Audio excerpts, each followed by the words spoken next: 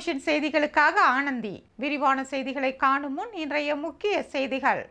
புதுவையில் வீட்டு உபயோக மின் கட்டணம் உயர்வு நாளை மறுதினம் முதல் அமல். புதுவையில் பதுக்கி வைக்கப்பட்டிருந்த பல கோடி ரூபாய் மதிப்பிலான சந்தன கட்டைகள் தமிழக வனத்துறையினர் பறிமுதல். பாஜக மாநில தலைவரை மாற்ற கோரி அரை நிர்வாண போராட்டம், கட்சி அலுவலகத்தில் சலசலப்பு. புதுவை சாரத்தில் கழிவறை சென்ற கணவன் மனைவிக்கு லேசான மயக்கம், விஷவாயு பரவியதா என்று ஆய்வு. இனி விரிவான செய்திகள். புதுவையில் வீட்டு உபயோக மின் கட்டணம் உயர்த்தப்பட்டுள்ளது. புதுவை மின்துறையில் வரவு செலவு கணக்குகள் கோவாவில் உள்ள இணை ஒழுங்குமுறை ஆணையத்திடம் சமர்ப்பிக்கப்பட்டு அதற்கேற்ப ஆண்டுதோறும் கட்டணம் நிர்ணயிக்கப்படுகிறது. அதன்படி 2023-24 நிதியாண்டிற்கான கட்டணத்தை நிர்ணயம் செய்ய இணை மின்சார ஒழுங்குமுறை ஆணையத்திடம் விண்ணப்பிக்க அப்போதைய கவர்னர் தமிழிசை கடந்த டிசம்பர் மாதத்தில் ஒப்புதல் கொடுத்தார். இதனையடுத்து மின் கட்டண உயர்வு தொடர்பாக இணை மின்சார ஒழுங்குமுறை ஆணையத்திடம் புதுச்சேரி மின்துறை விண்ணப்பித்தது. பாராளுமன்ற தேர்தல் நடத்தை விதிகளால் கட்டண உயர்விற்கு அனுமதி கிடைக்கவில்லை. இந்நிலையில் அரசின் கட்டண உயர்வுக்கு இணை மின்சார ஒழுங்குமுறை ஆணையம் தற்போது அனுமதி அளித்துள்ளது. அதன்படி வீடுகளுக்கான மின் கட்டணம் 100 யூனிட்டுகளுக்கு ₹2.25 இருந்து ₹2.70, 101 முதல் 200 யூனிட்டுகளுக்கு மின் கட்டணம் ₹3.25 இருந்து ₹4 உயர்த்தப்பட்டுள்ளது. இதேபோல 201 முதல் 300 யூனிட்டுகளுக்கு ₹5.40 இருந்து ₹6 உயர்த்தப்பட்டுள்ளது. வர்த்தக நிறுவனங்களுக்கு முதல் 100 யூனிட்டுகள் வரை தற்போது வசூலிக்கப்படும் ₹6 இருந்து ₹6.50 உயர்த்தப்பட்டுள்ளது. இந்த மின் கட்டணத்தை உயர்த்த அரசு அனுமதி தரவில்லை. பழைய கட்டணமே தொடரும் என்று கூறப்படுகிறது. இதேபோல குடிசை தொழில்களை பொறுத்தவரை 100 யூனிட் வரை ₹2.25 இருந்து ₹2.75 உயர்த்தப்பட்டுள்ளது. ஆனால் இதற்கும் அனுமதி தராததால் பழைய கட்டணமே தொடர்கிறது. வழக்கமாக ஆண்டுதோறும் ஏப்ரல் 1ஆம் தேதி முதல் மின் கட்டண உயர்வு அமலுக்கு வரும். இந்த ஆண்டு தேர்தல் குறுக்கீட்டால் 2 மாதங்கள் தள்ளி கட்டண உயர்வு அமலுக்கு வரவுள்ளது. இதற்கான அரசு அறிவிப்பு விரைவில் வெளியாக உள்ளது. அடுத்த மாதம் முதல் உயர்த்தப்பட்ட கட்டணம் செலுத்தப்பட வேண்டும் என்று கூறப்படுகிறது. புதுவையில் பதுக்கி வைக்கப்பட்டிருந்த பல கோடி ரூபாயிலான சந்தன கட்டைகளை தமிழக வனத்துறையினர் பறிமுதல் செய்தனர். கேரளாவில் இருந்து சேலம் வழியாக தமிழகம் மற்றும் பிற மாநிலங்களுக்கு சந்தனக்கட்டை கடத்தப்படுவதாக வனத்துறைக்கு ரகசிய தகவல் கிடைத்ததா. இதனையடுத்து கடந்த 3ஆம் தேதி சேலத்தில் வனத்துறை அதிகாரிகள் அதிரடி சோதனையில் ஈடுபட்டனர். அப்போது அந்த வழியாக வந்த ஒரு கண்டெய்னர் லாரியை நிறுத்தி சோதனை செய்த போது சந்தனக்கட்டைகளை கடத்தி சென்றது தெரிய வந்ததா. இதனையடுத்து 1.5 டன் எடையுள்ள ₹3 கோடி மதிப்பிலான சந்தனக்கட்டைகளை வனத்துறை அதிகாரிகள் பறிமுதல் செய்தனர். இது தொடர்பாக கேரள மாநிலத்தை சேர்ந்த 6 பேரை கைது செய்தனர். அவர்களிடம் நடத்திய விசாரணையில் வில்லியனூர் அருகே உளவாய்க்கால் பகுதியில் புதுச்சேரி மாநில வனத்துறை அமைச்சர் தேனி ஜெயக்குமாருக்கு சொந்தமான இடத்தில் இயங்கி வரும் வாசனை திரவியங்கள் தயாரிக்கும் நிறுவனத்திற்கு சந்தன கட்டைகள் கடத்தி செல்ல இருந்தது தெரிய வந்ததா. இந்நிலையில் சேலம் உதவி வன பாதுகாவலர் செல்வகுமரன் தலைமையில் 10க்கும் மேற்பட்ட குழுவினர் இன்று புதுச்சேரி வில்லியனூர் அருகே உள்ள உளவாய்க்கால் கிராமத்தில் அந்த வாசனை திரவியம் தயாரிக்கும் நிறுவனத்தில் சோதனை மேற்கொண்டனர். அப்போது 40 கிலோ எடை கொண்ட 156 பைகளில் 6.2 டன் சந்தன துகள்களும் 4 சந்தன கட்டைகளும் இருப்பது தெரிய வந்தது. அதற்கான உரிய ஆவணங்கள் இல்லாமல் இருப்பது விசாரணையில் தெரிய வந்ததா. இதனையடுத்து சட்டவிரோதமாக பதுக்கி வைக்கப்பட்டிருந்த சந்தன துகள்கள் மற்றும் சந்தன கட்டைகள் பறிமுதல் செய்த வனத்துறையினர் இது குறித்து அந்த நிறுவனத்திடம் தீவிர விசாரணை மேற்கொண்டு வருகின்றனர். பறிமுதல் செய்யப்பட்ட சந்தன கட்டைகளை சேலத்திற்கு கொண்டு செல்லும் பணியில் ஈடுபட்டனர். பாஜக மாநில தலைவரை மாற்ற கோரி பாஜக அலுவலகத்தில் அரை நிர்வாண போராட்டம் நடைபெற்றதால் பரபரப்பு ஏற்பட்டது. புதுவை பாராளுமன்ற தொகுதியில் தேசிய ஜனநாயக கூட்டணி சார்பில் நமச்சிவாயம் போட்டியிட்டார். தேர்தலில் அமைச்சர் நமச்சிவாயம் தோல்வியடைந்தார். எதிர்க்கட்சியில் போட்டியிட்ட வைத்திலிங்கம் எம்பி வெற்றி பெற்றார். ஆளும் கட்சி தேர்தலில் தோல்வியடைந்தது பல்வேறு விமர்சனங்களை ஏற்படுத்தியுள்ளது. இது பாஜக கட்சியினரிடையே சலசலப்பை உருவாக்கியுள்ளது. தேர்தல் தோல்விக்கு தார்மீக பொறுப்பேற்று மாநில தலைவர் செல்வகணபதி பதவி விலக வேண்டும் அல்லது கட்சி தலைமை அவரை பதவி நீக்கம் செய்ய வேண்டும் என்று முன்னாள் மாநில தலைவர் சுவாமிநாதன் வலியுறுத்தியிருந்தார்.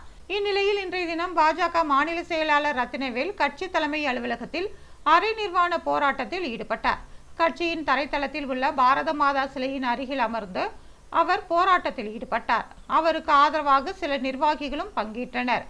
பாரதிய ஜனதா தலைவரை மாற்றும் வரை தனது அரை நிர்வாண போராட்டம் தொடரும் என்று ரத்னவேலு தெரிவித்தார். இந்த போராட்டம் குறித்து அறிந்த செல்வகணபதி எம்பி, அமைச்சர் நமச்சிவாயம் உள்ளிட்ட சிலர் அலுவலகம் சென்றது பரபரப்பை ஏற்படுத்தியது.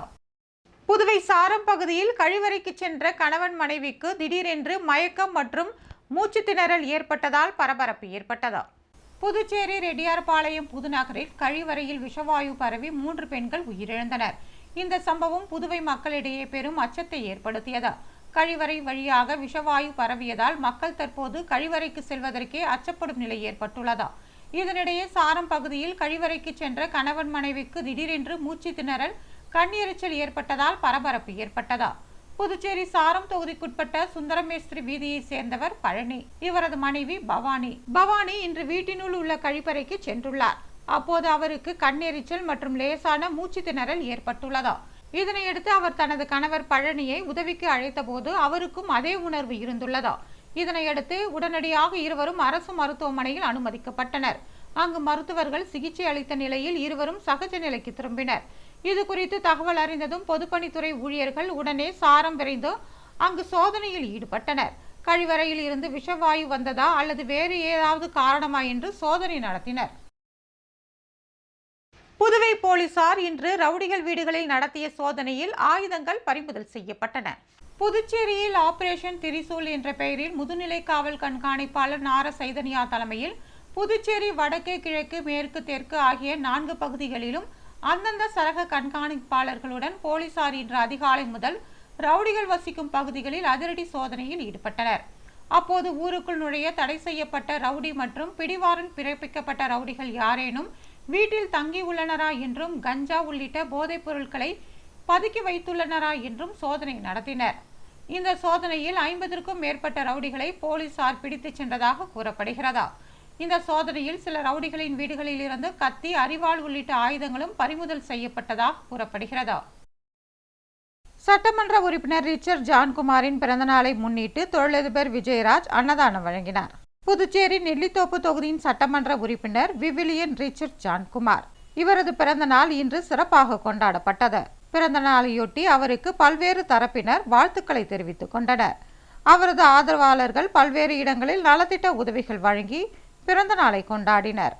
அதன் ஒரு பகுதியாக காமராஜர் நகர் தொகுதி சட்டமன்ற உறுப்பினர் அலுவலகத்தில் சட்டமன்ற உறுப்பினர் ஜான்குமாரின் முன்னிலையில் தொழிலதிபர் விஜயராஜ் தலைமையில் அன்னதானம் வழங்கும் நிகழ்ச்சி நடைபெற்றது. விழாவிற்கான ஏற்பாடுகளை காமராஜர் தொகுதியின் தலைவர் மற்றும் நிர்வாகிகள் மற்றும் மகளிர் அணியினர் செய்திருந்தனர்.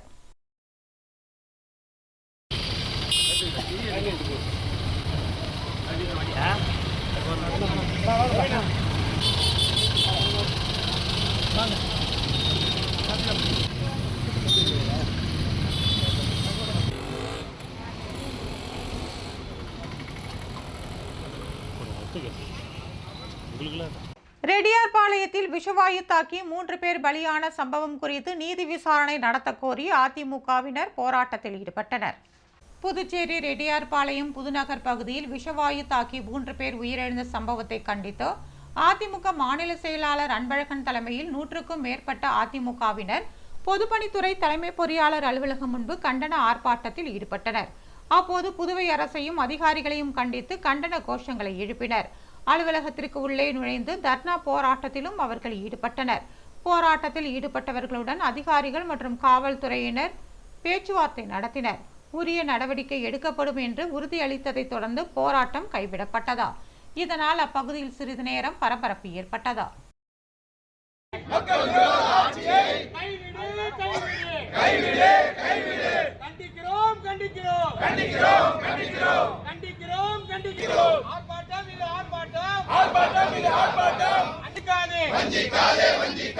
புதுவை மக்களை வஞ்சிக்காதே.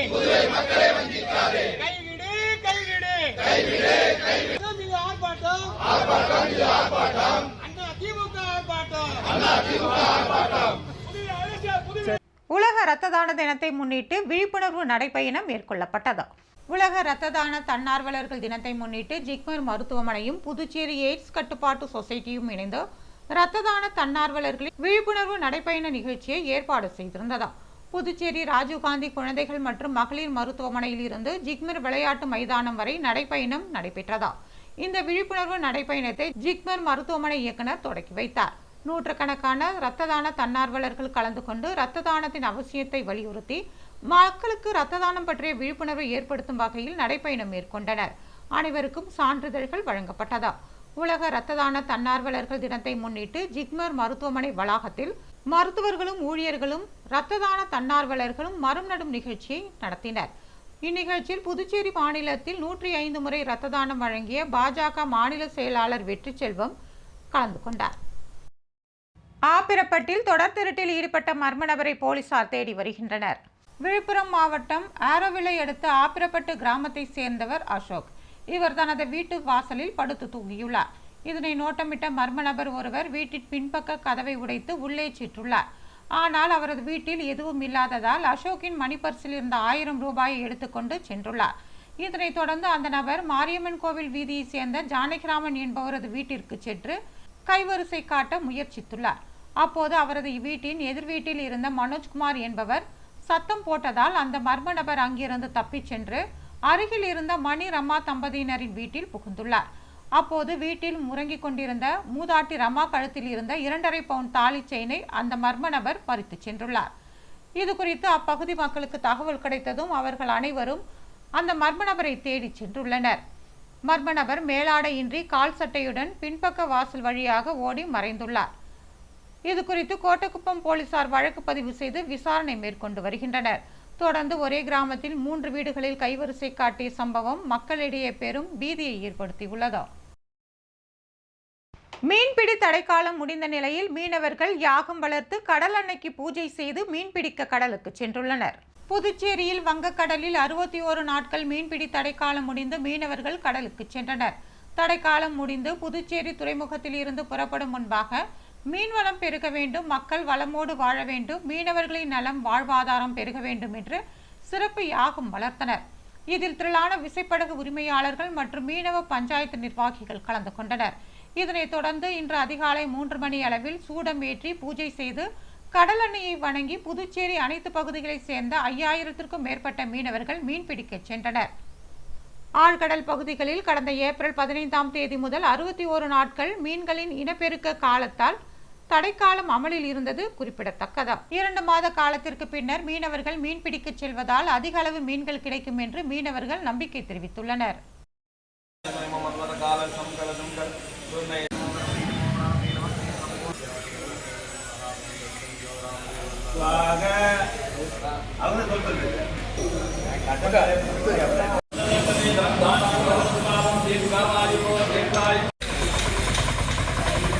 ரெட்டியார்பாளையத்தில் வீடுகளுக்கு கழிவுநீர் இணைப்பு தொட்டி அமைக்கும் பணி தீவிரமாக நடைபெற்று வருகிறது. புதுவை ரெட்டியார்பாளையம் புதுநகரில் கழிவறையில் விஷவாயு பரவி 3 பெண்கள் உயிரிழந்தனர். பாதாள சாக்காடையுடன் வீட்டு கழிவுநீர் நேரடியாக பல வீடுகளில் இணைத்துள்ளனர். அப்படி இணைக்கப்பட்ட வீடுகளில் காற்று வெளியேறும் வகையில் கழிவுநீர் இணைப்பு தொட்டி அமைக்கப்படவில்லை. இதனால் வீட்டு கழிவறைக்குள் விஷவாயு பரவியுள்ளது. அரசு விதிமுறைகள் இதில் பின்பற்றப்படாமல் கழிவுநீர் குழாய்கள் இணைக்கப்பட்டிருப்பது தெரியவந்தது. இதனால் அரசின் பொதுப்பணித்துறை சார்பில் அந்த பகுதியில் உள்ள வீடுகளுக்கு கழிவுநீர் குழாய்களை இணைப்பு தொட்டிகள் மூலம் அமைக்க முடிவு செய்யப்பட்டது. இதனால் அரசின் பொதுப்பணித்துறை சார்பில் அந்த பகுதிகளில் உள்ள வீடுகளுக்கு கழிவுநீர் குழாய்களை இணைப்பு தொட்டி அமைக்க அரசு முடிவு எடுத்ததா. இதற்கான பணிகள் நேற்று தொடங்கியதா. புதுநகர் 4வது தெருவில் அனைத்து வீடுகளிலும் கழிவுநீர் குழாய்கள் துண்டிக்கப்பட்டதா. இதனால் அந்த தெருவில் வசிப்போர் கழிவறை பயன்படுத்த தடை விதிக்கப்பட்டதா. அப்பகுதியில் உள்ள கம்பன் நகரில் உள்ள அரசு பள்ளியில் அவர்கள் தங்க அனுமதிக்கப்பட்டனர். அவர்களுக்கு உணவு வருவாய்த்துறை மூலம் தரப்பட்டு வருகிறதா. இதனிடையே 2 நாட்களுக்குள் அந்த பகுதியில் உள்ள அனைத்து வீடுகளுக்கும் இணைப்பு தொட்டிகளை அமைக்க மாவட்ட ஆட்சியர் உத்தரவிட்டுள்ளார். இதனால் நூற்றுக்கணக்கான தொழிலாளர்களுடன் இணைப்பு தொட்டி அமைக்கும் பணி துரித வேகத்தில் நடைபெற்று வருகிறது. சுகாதாரத்துறை சார்பில் அங்கு மருத்துவ முகாம் தொடர்ந்து அமைக்கப்பட்டுள்ளது. புதுவை கடலூர் சாலையில் நாளை முதல் வாகனங்கள் நிறுத்த தடை விதிக்கப்பட்டுள்ளது. ஸ்மார்ட் சிட்டி திட்டத்தின் கீழ் புதுச்சேரி புதிய பேருந்து நிலையத்தில் மேம்பாட்டு பணிகள் நடக்கிறது. இதனால் புதிய பேருந்து நிலையத்தில் கடும் இட நெருக்கடி ஏற்பட்டுள்ளது. இதனையடுத்து பேருந்து நிலையத்தை தற்காலிகமாக AFT மைதானத்திற்கு மாற்ற முடிவு செய்யப்பட்டது. பாராளுமன்ற தேர்தல் குறுக்கிட்டதால் பேருந்து நிலைய இடமாற்றம் கிடப்பில் போடப்பட்டது. தற்போது நாளை மறுநாள் ஞாயிற்றுக்கிழமை முதல் தற்காலிக பேருந்து நிலையம் ரோடியர் மைதானத்தில் மாற்றப்படும் என்று அறிவிக்கப்பட்டுள்ளது. கடலூர் சாலையில் உள்ள தியாகி வெங்கட சுப்பா ரெட்டியார் சிலையிலிருந்து ரயில்வே கேட் வரையில் சாலையின் இருபுறமும் வாகனங்கள் நிறுத்த தடை விதிக்கப்பட்டுள்ளது. விஷவாயு பரவல் குறித்து ஆய்வு செய்ய ஐஐடி குழு புதுச்சேரி வர உள்ளது. புதுச்சேரி ரெட்டியார்பாளையம் புதுநகர் கழிவறையில் வெளியான விஷவாயுவினால் 15 வயது சிறுமி உட்பட 3 பெண்கள் பலியாயினர். கழிவறை விஷவாயு பரவிய சம்பவம் புதுவை மக்களிடம் அதிர்ச்சியை ஏற்படுத்தியது. பாதாள சாக்கடையில் வெளியேறும் கழிவுநீர் சுத்திகரிக்கப்பட்டுதான் வெளியேற்றப்படுகிறது. பாதாள சாக்கடையில் வீட்டு கழிவுநீரை இணைவு குழாயில் காற்றோட்ட வசதி இல்லாததால் உருவான விஷவாயு கழிவறை வழியாக வெளிவந்துள்ளது. அதனால்தான் 3 பெண்கள் மூச்சு திணறல் ஏற்பட்டு இறந்துள்ளனர். ஹைட்ரஜன் சல்பேட் என்ற விஷவாயுதான் இறப்பிற்கு காரணம் என்று தெரிய வந்துள்ளது. இந்த வாயு எப்படி பாதாள சாக்கடையில் உருவாகி பரவியது என்பதை கண்டறிய முடியவில்லை. இதனால் புதுச்சேரி அரசானது ஐஐடி மற்றும் மத்திய நீர் ஆராய்ச்சி நிறுவன குழுவிற்கு தகவல் தெரிவித்துள்ளனர். அவர்கள் விரைவில் புதுச்சேரி வந்து ஆய்வு செய்ய உள்ளதாக அமைச்சர் லட்சுமி நாராயணன் தெரிவித்துள்ளார். ரெட்டியார்பாளையம் புதுநகரில் அனைத்து குடும்பத்தினருக்கும் நிவாரண தொகை வழங்க வேண்டும் என்று வழக்கறிஞர் சசிபாலன் கோரிக்கை விடுத்துள்ளார். உழவர்கரை சட்டமன்ற தொகுதி வழக்கறிஞர் சசிபாலன் வெளியிட்டுள்ள அறிக்கையில், உழவர்கரை சட்டமன்ற தொகுதிக்குட்பட்ட ரெட்டியார்பாளையம் புதுநகரில் விஷவாயு தாக்கி 3 பேர் இறந்த நிலையில் மேலும் பலர் மருத்துவமனையில் சிகிச்சை பெற்று வருவதாகவும், அங்கு வசித்த மக்கள் வீட்டிலிருந்து வெளியேற்றப்பட்டு அரசு பள்ளியில் முகாம் அமைத்து தங்க வைக்கப்பட்டுள்ளதாகவும் தெரிவித்துள்ளார். இதன் காரணமாக அப்பகுதி மக்களின் இயல்பு வாழ்க்கை பெரிதும் பாதிக்கப்பட்டுள்ளதாக குறிப்பிட்ட அவர், புதுச்சேரி அரசு இதனை இயற்கை பேரிடராக கருத்தில் கொண்டு புதுநகர் பகுதியை சேர்ந்த அனைத்து குடும்ப அட்டைதாரர்களுக்கும் எந்தவித பாகுபாடுமின்றி 25,000 ரூபாய் நிவாரணம் அறிவிக்க வேண்டும் என்று வலியுறுத்தியுள்ளார். புதுவையில் மாணவி சுப்ரிதாவின் பரதநாட்டிய அரங்கேற்றத்தை ஏராளமானோர் கண்டு ரசித்தனர். புதுச்சேரியில் ஸ்ரீ நிலா நிருத்தியாலயா நாட்டிய பள்ளியின் குரு கலைமாமணி ஸ்ரீ மாரியப்பனின் மாணவி சுப்ரிதாவின் பரதநாட்டிய அரங்கேற்றம் ஜிக்பர் ஏபிஜே அப்துல் கலாம் ஆடிட்டோரியத்தில் நடைபெற்றது.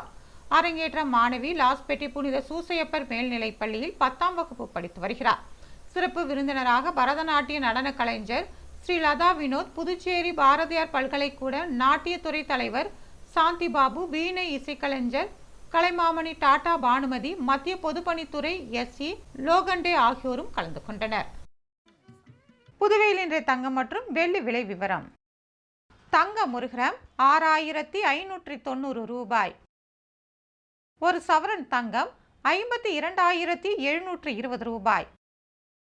வெள்ளி 10 கிராம் 920 ரூபாய். மீண்டும் இன்றைய முக்கிய செய்திகள். புதுவையில் வீட்டு உபயோக மின் கட்டணம் உயர்வு நாளை மறுதினம் முதல் அமல். புதுவையில் பதுக்கி வைக்கப்பட்டிருந்த பல கோடி ரூபாய் மதிப்பிலான சந்தன கட்டைகள் தமிழக வனத்துறையினர் பறிமுதல். பாஜக மாநில தலைவரை மாற்ற கோரி அரை நிர்வாண போராட்டம், கட்சி அலுவலகத்தில் சலசலப்பு. புதுவை சாரத்தில் கழிவறை சென்ற கணவன் மனைவிக்கு லேசான மயக்கம், விஷவாயு பரவியதா என்று ஆய்வு. இத்துடன் செய்திகள் நிறைவு பெறுகிறது. வணக்கம்.